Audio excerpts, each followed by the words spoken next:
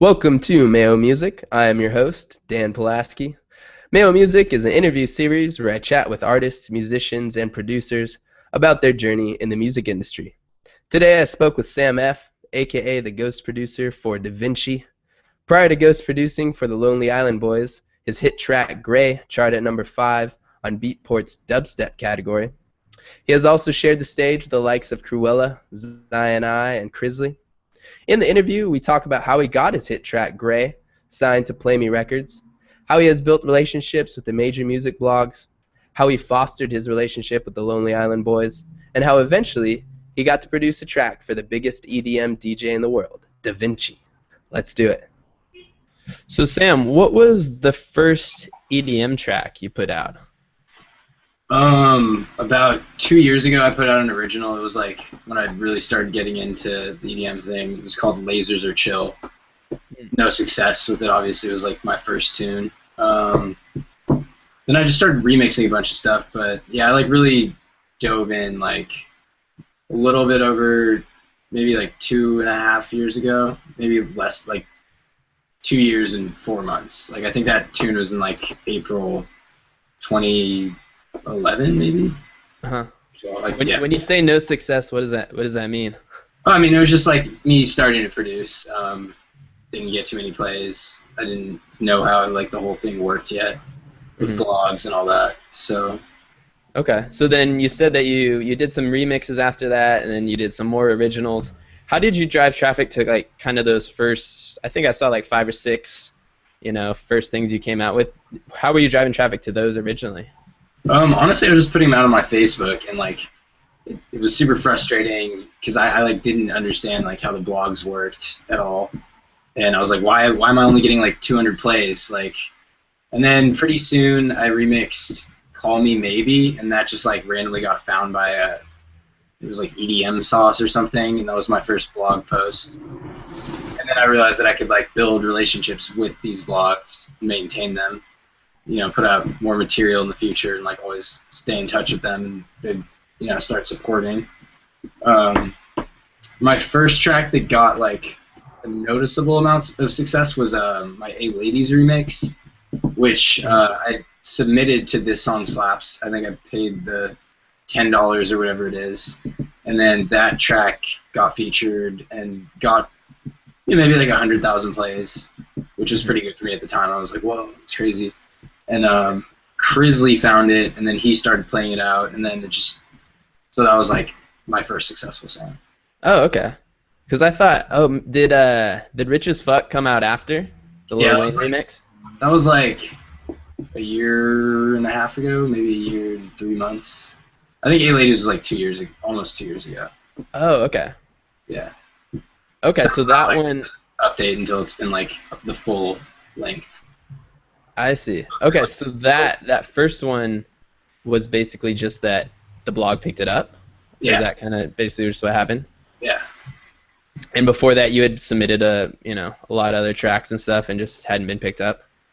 I think that was when I realized that I could submit to This Song Slaps at least. I would like hit up the people and never hear a response. But then once that happened with This Song Slaps, then I built a relationship with one of the dudes the dude who owns it, Ben, and just continued to hit him up like every time I had a tune, and he started supporting. So. Ah, very cool. And did you do the same process for Lil Wayne's Rich as Fuck?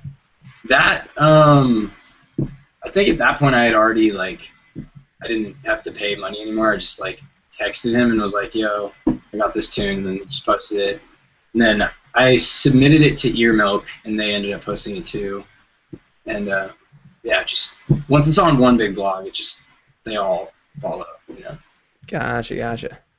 Did you have any like strategy between doing remixes and originals in the beginning? And was there any strategy behind like what songs you chose to remix, or was it just stuff you liked?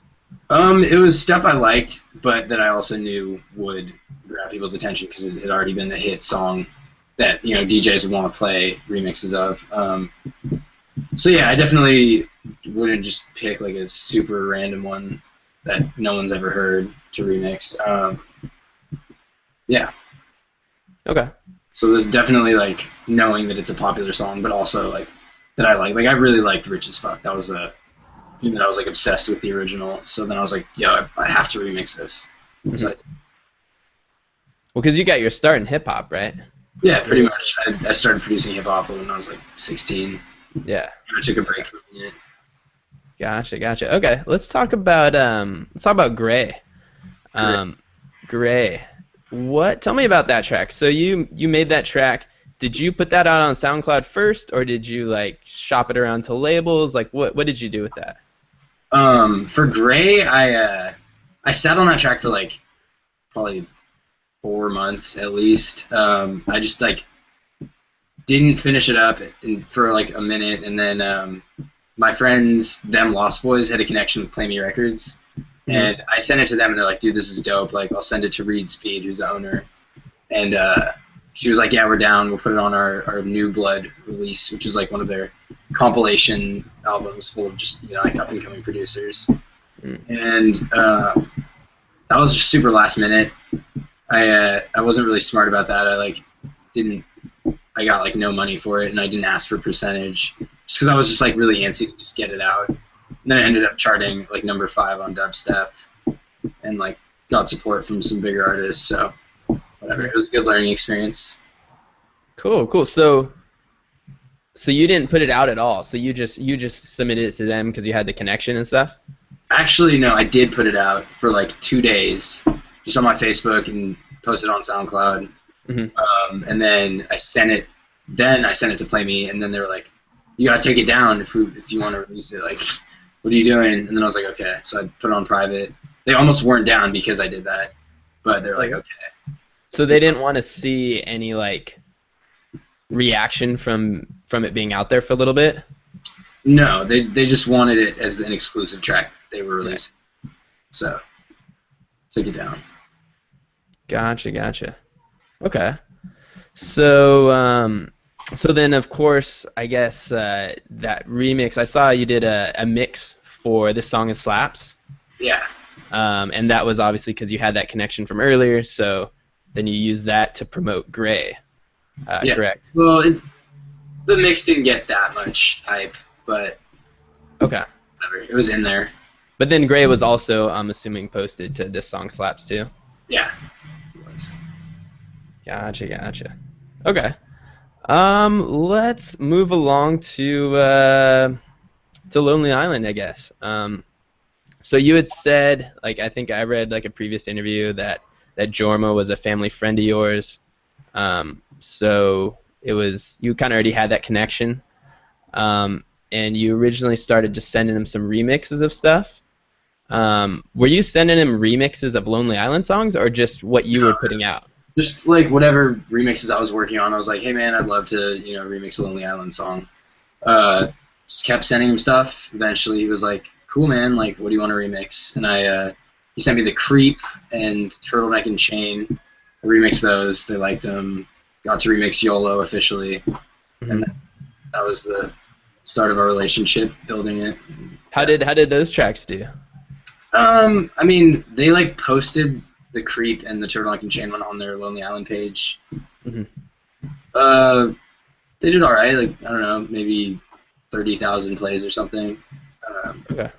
And then YOLO, I had a chance to get it on some bigger blogs, but I was having to deal with like Universal and like asking them permission to put it on my SoundCloud, and they're like, "Hold off." And like, meanwhile, I was just getting antsy sending it to blogs, and they're like, "Okay, yeah, we'll do a feature." And then I'm like, "Hey, can I put it out? These people want to feature it," and they're like, "Hold off." So then I missed that. So it didn't end up getting as many places as it could have, but it came out on vinyl, which is pretty cool. Nice. Actually, got it right here. Oh, nice. Yeah. Very cool. Okay, so you did those remixes, the official YOLO one, and then when it was time, when they wanted to do this skit about EDM, they reached out to you to produce the song, correct? Yeah. So, yeah. Okay, yeah, I kind of read like about how that all went down, and obviously most people watching this probably know what happened with that. So what did you learn from kind of this whole experience? between working with them, and then also what have you kind of learned just, so far, what's happened to you after doing Uh, I've learned that you definitely have to do like everything that the big artist asks you to. I was kind of like, well, like, can we just put it out like this? And they're like, no, like they're very particular. Um, yeah, I screwed up with like I didn't save the right version that ended up being the one that Akiva wanted to use. Akiva and Andy, Jorma was kind of like down for. He was kind of like, okay, it's all good, but like they are very particular. So I learned, always definitely save every version that you make, and just do everything they ask you to. Because like it got hectic at the last minute because I didn't have the right project, and he was like, we need it like this and this and this, and I was like, I didn't save that version, and he's like, what do you mean? So that was very unprofessional of me. Definitely always save every single version in the future. What else? Yeah, it was an amazing experience. It was cool. It was pretty stressful because I was like up until like 4 a.m. every night, like waiting on his email telling me what to change next, and I had to like take off work for 3 days straight. Yeah. Cool. So what have you learned? Like, what has happened to you after this? Like, has anything, crazy happened? Well, Dylan Francis tweeted at me and was like, "Yo, send it to me." I've gone. It's just like it's open doors. Like I've been talking. Like TJR gave me his like promo email. He played it at LED, or he played a mix. It was like an edit of it. It opened a ton of doors. So now I have like all these people that are like down to work with me. Like Crisley might be remixing it maybe. And then he's like, yo, let's collab, and I've been like talking to him forever, like, yo, let's make a tune. And he's kind of just been like distant. He's doing his big shit. So yeah, just open doors for me for sure. Very cool. So, like, agencies have been hitting me up, wanting to get me on their on their like management and on their agency. I've been talking to like APA, who manages like Dubs and Mac J. Just like a ton of people hitting me up. It's crazy. I got like 7,000 new likes in a few days. Yeah, it's cool. Cool, man. Well, you kind of touched on, I guess, the whole deal with Play Me Records and Gray and how that all went down.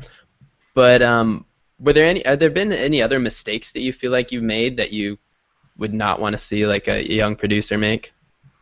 Well, I mean, I wouldn't say that I made a mistake with Play Me at all. It was just like I could have been smart about that. I could have gotten it as its own release. Any mistakes that I made, definitely getting anxiety and posting tracks before like I feel like they're fully done has been a mistake of mine. Just getting like anxious to get my tunes out there, and then then I don't get it featured on blogs because timing's wrong. I've learned to always try to do an exclusive with the blog, at least like for a couple days, whatever it is. Mistakes. Why do you feel that that's a mistake? I mean, because it's a balancing act, right? Like you want to get the tracks out to get people listening to them, but at the same time you don't want to sit on them forever, right? Yeah. I mean, I guess just where I was at, like when I was doing that, was like I wasn't at any level to have the option to always put it out on a big blog. Now I think I have a lot more pull with the blogs. Yeah, I mean, it just ends up not getting as many plays, not getting as much attention. It's important to be strategic about your releases. Okay. Yeah. Cool. Is there anything that you say you've done really well, you think, in your career so far, that another producer can look at and kind of say, hey, I should probably be doing the same thing? I don't know. I've gotten a lot better at making sure that my projects are like fully done and that they're like sounding as good as I want them to be. A lot of people get anxious and just want to put out whatever they've made, and there's definitely like pluses and minuses to both of those. Like if you put out a ton of material, it's gonna, people are gonna stay engaged with you. Yep. I don't know. Okay. So just just take the time to make sure your tracks are ready to go, ready to release. Definitely. All right, Also, Sam. Yeah. mastering is a thing. I've like done a half-ass master on a bunch of my tunes. Just like put a preset on an Ozone, like even sausage fattener on my master output, which is like not good. Oh yeah, so that's a big mistake that I made for a long time. Was I was like mixing with a limiter on my master output, which is just it's not good. Like everything gets muddy, and I was just lazy about that. And finally now I always mix it, negative 6 dB without a limiter. So definitely never limit your master output. Cool. All right, Sam. Well, that's all I got for you. Cool. Appreciate you doing the interview. Definitely, man. And take it easy, man. Cool, man. Sounds good. Shoot